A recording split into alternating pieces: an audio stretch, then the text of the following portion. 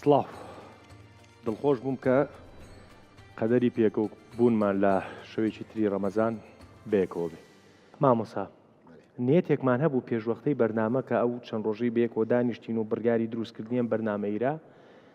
قسەکەمان ئەوە بوو کە ئەم بەرنامەیە تەنها بۆ موسڵمانان نەبێ و تەنها بۆ ئەو بەڕێزانە نەبێ کە پابندن بە مانگی پیرۆزی ڕەمەزان. نیەتی من و نیەتی ئێوەمانانیش ئەو بوو کە لەم سەری چەپ تا ئەو پەری ڕاست بتوانین بینەری ئەم بەرنامەیە بێ و بتوانین سوودێکمان هەبێ بۆ هاونیشتیمانانی کورد بە هەرچ بیر و باوەڕێکەوە بن. یعنی سەیرەکەی لەم وڵاتە بەداخەوە نە سیاسی لەگەڵ یەکتەبایە، نە ڕۆشنبیر لەگەڵ یەکتەبایە، احترامەن نە مامۆستایانی ئاینی لەگەڵ یەکتەبان، نە مامۆستایانی زانکۆ لەگەڵ یەکتەبان، نە کاسبکار لەگەڵ یەکتەبایە، نە هونەرمەند لەگەڵ یەکتەبایە. یعنی بەداخەوە بەپێی داتا نافەرمیەکان بە درێژایی مێژووی کورد ژمارەی شەهیدەکانی لە شەڕی براکوژیە زیاترن لە ژمارەی شەهیدەکانی لە شەڕکردن دژ بە دوژمن. بەداخەوە لە ڕۆژاوەوە دەست پێەکەم بەرامبەری خۆت هەڵبەتە بە سوودفە ینی بەڕێککەوت ئەو ڕۆژەی کە هاتین بۆ ئێرە بەلای خۆشتەوە سیر بوو. یەکێک لە کتێبەکان کتێبی باوکی ڕەحمەتیتە کە شەهید بووە. من ئەمێ لە ناتەبایی سیاسیەوە دەست پێ بکەین، یعنی ئەم هەموو ناتەباییە بۆ کاک دوورین مەسەلە نەبوو سیاسی تەنێ تا ئێستا بەحسی کرد مەوزوع نە مەوزوعی ناف سیاست مەدارایە. ئەوە کێشێکی موسیبەتێکی مەزن کەتیە ناف جڤاکی کورد و کوردستاندا. تەن ئیشارەتی بال نقطەکی کرد جهێ داخەیە دعینی وەقتە وەختێ گۆ مرۆڤ تێنێ زمان جهێ ئێش و ئەلەمێژی گۆ بەداخەوە شەهیدێمە شەڕێ براکوژیەدا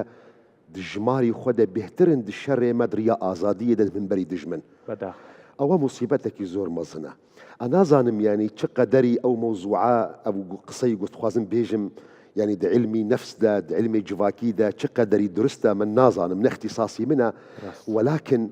نەتیجە موسیبەتین مەزنی گوهاتنە سەرێ ملەتی کورد و ئەو نە ئیتیفاقەی نابینەوەدا هەیە زۆر جارامەت بێژن محتەمەلە ئەوە جیناتی ملەتی کوردەیە ینی احتیمالە تبلغ من قناعت هەیە گوت جینات دەنینە یا و مەوزوعە نییە ینی ئەوە سەبەب نوێی هەنە ئەوە سەدەم نەوەی هەنە سەبەبی هەری مەزنجی دژمنە. ئەوە نقطە دەبێت ژبیر نەکێ دژمنی مە 24 ساعت ئیش دکێ کار دکێ بۆ خاطرێ گو ئەو نەتفاقا ئەو نە یەکیتی ئەو نە براتی ئەو نە پشگرتی ناف جڤاکە کوردە دروست بێ ینی بەرە بۆتە ینی نەهەسان بێ گو ئەو دژمنێ گۆ ملەتی کوردن گۆ دخوازن کورد و کوردستان بسەر نەکەون ئەواژ بۆ وانە چەکی هەری گەورە چەکی هەری مەزن ئەوە گو ئەزووە ئەم هەفتوو قبول نەکەن مخابن ئەو موسیبەت کەتیە ناومەدە تا دەرەجەکی تە بەحسی سیاسی کرد. ئەمڕۆ دناو جڤاکی مەدە ئەگەر من ئەندامی حیزبەکی بم نۆرمالە گۆ حیزبێ جودا هەبن، زۆر نۆرمالە گۆ فکرێ مامۆستاین ئاینی ژەڤدوو جودا بن، یعنی مەوزوعی گۆ ئەمە هەمی یەک بن ئەوە تشتكي نطبيعية. آياتك قرآن بيروز دبيجي ولو شاء ربك لجعل الناس أمة واحدة ولا يزالون مختلفين إلا من رحم ربك ولذلك خلقهم. أجر خدي حذكر با أو إنسان تفكر با مسلمان أو إنسان تفكر با كرد أو إنسان تفكر با موستي أيني أو ما إنسان تفكر با دكتور بيشكشفان اتفاقك يدرس كربا، ولكن خدي نخستي أو إراديوية اختلاف سنتك سنتي خدي تعالى، ولكن مصيبتها ما يمزن دناف جواكي كرد قم هفدو قبول ناكن. أمره من أنظام حزبك بم حزبي من حزبي ولات باريزايا إيدي أو حزبي دي ناوا حزبي خاينة ناوا حزبي ولات فروتينا من ما مستكي آيني ما من شيخي صوفي ما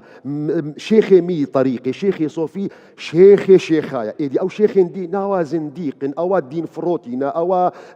خاين وعميلي حكوماتنا إنسانا كبرتوك دنيفسني برتوك أجر أو برتوك بدلي من بي ما مستا أو برتوك كي زور هجاي أو هجايا بحبر الزيرين بيني وصاندن أجر نبدلي من بي ولا أو برتوك نهي جاية أو حبري جهاتية صرف كرن أو مصيبتك جلك مزنا نقطك الزور الدخازن بين مزمان دو قرآني بيروز ده موضوعي اتفاق موضوعي بشجرتي موضوعك نهصانة يعني تا درجك من أذكارم بيجم ننيزيكي يعني بهورية بخوايا يعني ما يزبك خدي تعالى أوقع بخنبر شيان أنبياء رسل تا درجك مجماري أو أنبياء نظن ده حديثك ده بيجي حديثك ولو سند يخوهنك زعيف بنت ده هي دبي نيزي صد وبست هزار بخنبر هاتنا إدي سؤال أوقع بخنبر بو هاتنا ولا بو خلق بهوري بو يكخوا بيني ما يزبك القرآن بيروز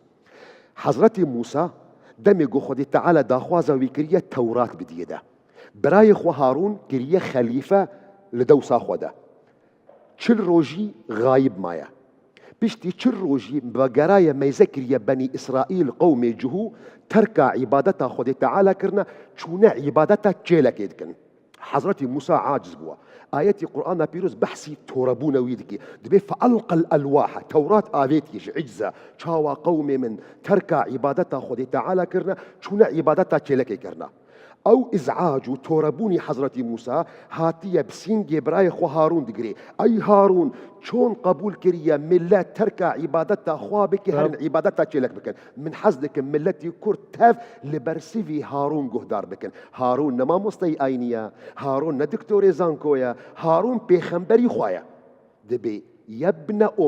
موسى رد بيجي يعني بيخنبر بو بيخنبر أكيد بيجي كوري دايكي يا ابن كوري دايكي لا تأخذ بلحيتي ولا برأسي بسري من نقرة بريا من نهجينا من شعبي خوغر كما إني خشيت أن تقول قد فرقت بين بني إسرائيل من شعبي خوغر قومي تتركا عبادتها خداكرن شون عبادتها تشيلكي كرن من وقت بيخنبرك خوا من شعبي خوغر بو سبب أذنب سبب تفريقا نيكيتي بنف أو ملتنا تسخش دكتور من يسال باشورو كبين بو روجاوا سنوريك مان هي لروجاوا توبشي بو روشالاتكي خاني سنوريشي ترمان هي ولم سنونارا باركانا غوري باسبورتا غوري هموشتك غوري وإيو بين بو باشور سنوريشي تر هي من أوالم يعني أم سنورانە سوتفەیە ئەم سنورانە دواز لە دوژمن بابێنی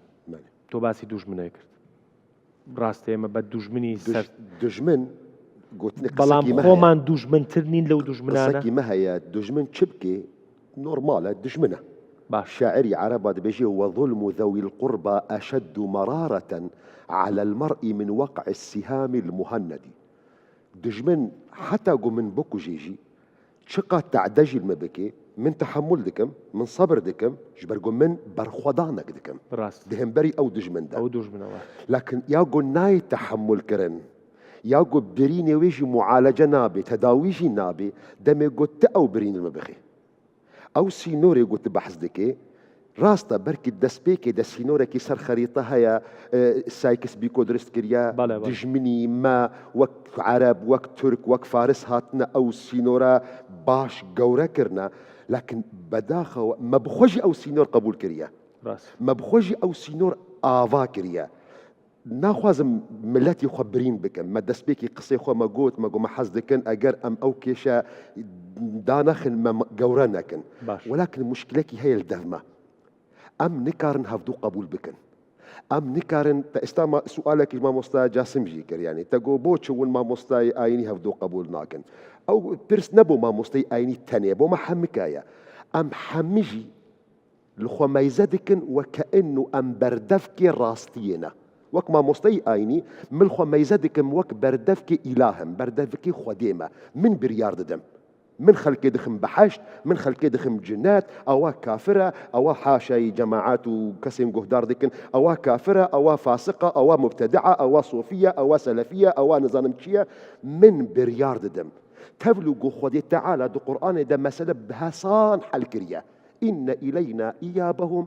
ثم إن علينا حسابهم ما مستمل جاسم تو وظيفة داعية وظيفة قوتنا وما على الرسول إلا البلاغ أما تبر برس بمحاسبة خلقي بك أو نو وظيفتي نو وظيفة منا أو وظيفة خوايا إن إلينا إيابهم فقرى من وتاء وإنساني مسلمان وإنساني مسلمان إنساني مسلماني باش وإنساني مسلماني نباش فقرى إنسان تفل بالخدية وخدي على حساب خلقي ردكي لمخابن أم قالك جارة ومسألة ما ظندكن دقناعتي مدى يجج أسباب السدمة دجمن أو مسألة جوردكي ددو برجواندي ومصلحتي من أمرو درفتي بدي مالا جاسم معناته من كودمة بوش تدقي زيادة دانا مالا جاسم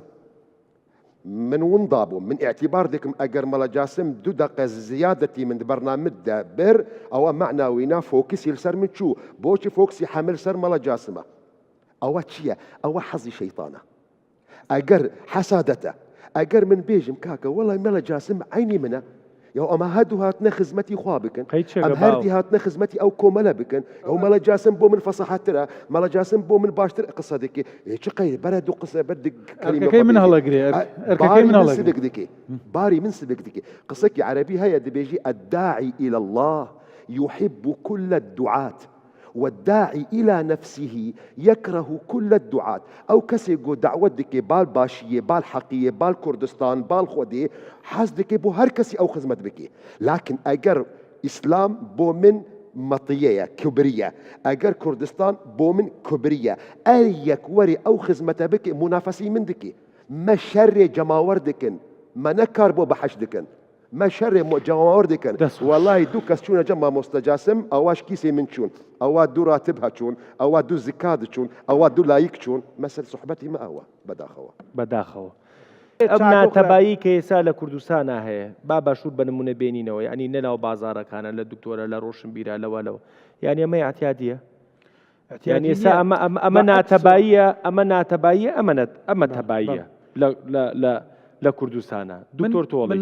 يعني أجر آواش بقيناك بس آواية راسا من نمت ناتبايي آسايا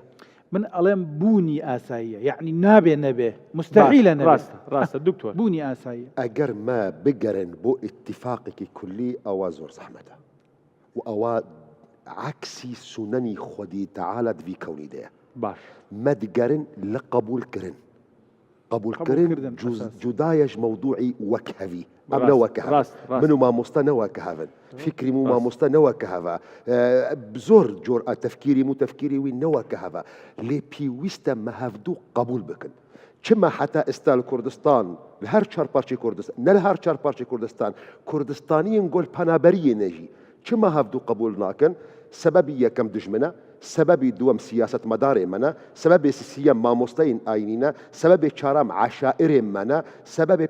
دايك منا أو أسباب هنا جرك أو حما بين الدراسات كرن تشتي قوتي خوستن أم هفدو فير بكن أم جارك دي فقر موضوعي بروردا أم هفدو قبول بكن أم هرتم ملدروني ناقرم كادروني تشباش كريا جبركم من جي حزناكم مش ما مستحزناكم من نام يزين كاما مستشي شاكي كريا نا يكسر كاما مستشي خرابي كريا شاعري عرب أود بيجد بي وعين الرضا عن كل عيب كليلة وعين السخط تبدي المساوية من بشعبي نباشيل ما مستميزدكم يكسر فوكسي سرنا خرابي وعيبيتي وأجر من بشعبي تشاكي وباشيل ما مستميزدكم از عيبيجي نابينم هرتم لتشاكي ميزدكم حتى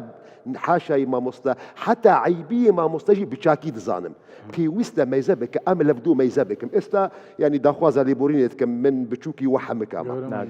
شقا إنسان خرابي شقا إنسان خرابي ونوقف فرعون خراب يعني فرعون زور خرابة يكي منا فرعون بيخنبري خدي تعالش بيخنبري خلد بيجي موسى وهارون اذهبا إلى فرعون إنه طغى تجاوزي حد كريا ايم شبكن فقولا له قولا لينا قلت لك قصكي جوان بوي بيجن اما فيربونا قصي داوي دس بيك دا بيجن دس خوش زور جوانا دسي خوش بيت دسكان خوش بيت واقسم بوبكاس زور درمان علاج هبونا تا هبونا منا هبونا من هبونا تيا وإلا وقو سيداي جگر خوين قوت أجر والنبن يك ونهرن يك بيك يا أخوة دس خوش خافز